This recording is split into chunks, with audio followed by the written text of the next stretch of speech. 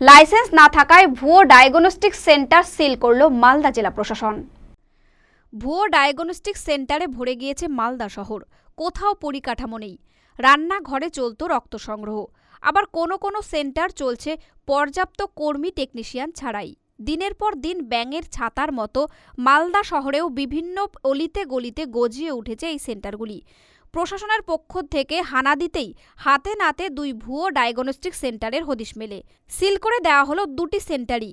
জেলা প্রশাসন, স্বাস্থ্য দপ্তর ও আবগারি দপ্তর যৌথভাবে হানা দেয়। সেখানেই দুটো ভুয়ো সেন্টার ধরা পড়ে। মালদা শহরের গৌরোড সিঙ্গাতলা এলাকায় এই দুটো সেন্টার রয়েছে। আমি কোনো কমেন্ট করবো না, বললাম না, বৈধ কি কোনো কাগজ আছে?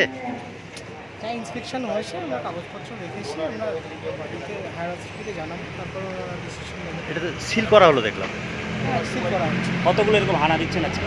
আজকে দুটো আমরা ইন্সপেকশন করলাম, দেখা হলো। কোনো অভিযোগ পেয়েছিলেন, তার ভিত্তিতে কি এরকম?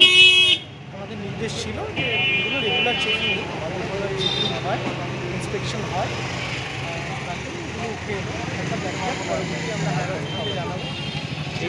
কি হলো, সিল করলো কেন? আপনি তো কাজ করেন এখানে।